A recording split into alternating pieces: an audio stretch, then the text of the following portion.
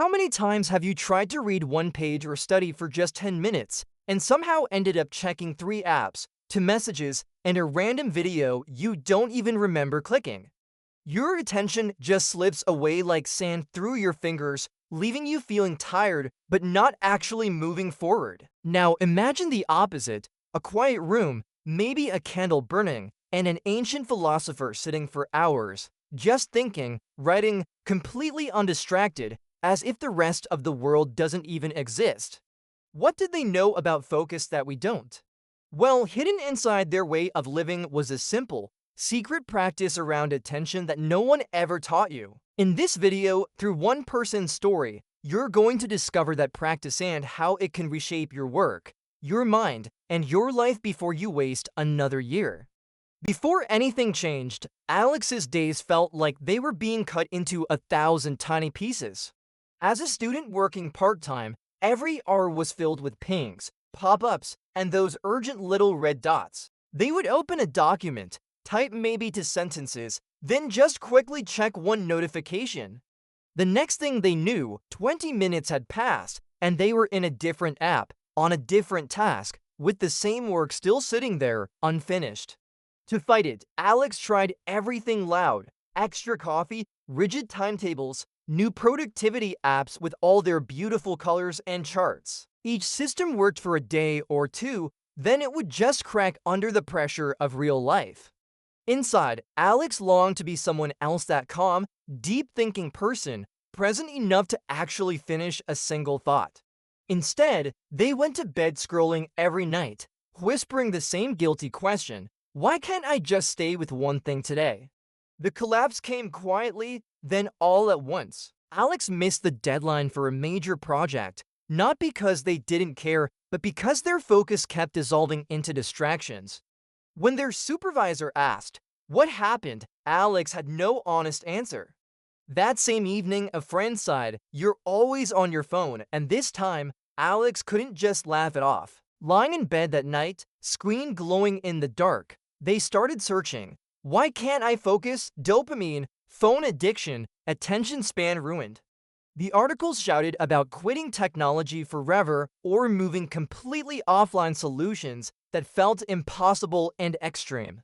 But buried between them, Alex found words from Marcus Aurelius and Buddhist teachers calling attention sacred. A new question appeared: what if focus is a practice, not a punishment? Desperate for something deeper than just another app, Alex asked a tutor named Elena for coffee. She always seemed so unhurried, fully present, as if the noise of the world never touched her.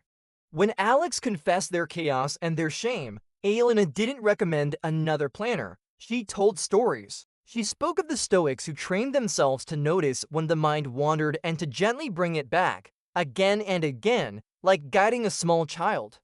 She talked about Buddhist monks counting their breaths, doing one simple task with full awareness. She mentioned Aristotle, who said that a life is built from how we use our mind, moment by moment. Then she added the science: attention strengthens wherever we repeatedly return it. Multitasking actually slows our performance. And meditation physically reshapes the brain. You've been fighting your mind, she said. Let's train it instead. Her invitation was simple: choose one meaningful task, set one clear intention, sit with it in a short, distraction-free session, and then reflect on it. Alex agreed to try, starting with what Elena called a 15-minute single-page session. They silenced their phone and placed it in another room. They opened one reading for class and set a gentle timer. Before beginning, they wrote one single line at the top of the page: for the next 15 minutes, my attention belongs here. Then they closed their eyes, took 3 slow breaths, and asked, what truly deserves my attention today? At first, it felt painfully slow, like walking through water after years of sprinting and stumbling. Every few moments, the urge to check something would rise up, twitchy and loud. But the rule was simple: notice it, smile, and return to the words on the page. While friends were complaining in group chats that they just can't focus anymore, Alex kept practicing. The changes were easy to miss from the outside, but inside, something small and steady began to turn. It felt quietly powerful, Of course, the ritual didn't stay neat for long. On busy days, Alex would rush from class to work and then straight into bed, only remembering the focus session as they were closing their eyes.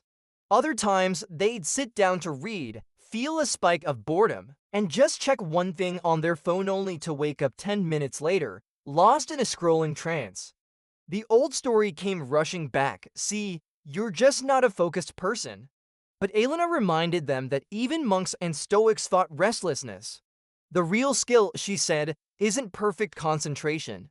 It's the act of returning again and again. Neuroscientists actually call each notice and return a rep for the brain's attention networks. So on brutal days, Alex shrank the practice down to 5 minutes, then just 3, but they didn't quit. Weeks passed and the changes were almost invisible from the outside. But Alex could now read several pages before even thinking about their phone. They could finish a task in one sitting. They could look a friend in the eye during a conversation without half their mind drifting somewhere else. The louder shift was internal. They stopped calling themselves broken or addicted and started thinking, I am someone who trains my attention. Philosophy says we become what we repeatedly attend to, and science agrees. The old life of scattered noise and shame gave way to a quieter confidence, a practiced, resilient focus that was there most days without even trying. So now, the question turns to you. For the next 7 days, will you keep drifting, or will you run your own philosophical focus experiment? Choose one simple daily ritual, a distraction-free block of time with a written intention and a brief reflection afterward. It might be 10 minutes of reading, 5 minutes of language study, or just 1 page of deep thinking. Others are already rebuilding their minds with tiny daily sessions while you may still be waiting for the right time. Comment your ritual below and try to encourage one other person you see in the comments. Subscribe for more story-based guidance, and remember, wherever you place your attention, that is where your life truly grows. Thanks for watching.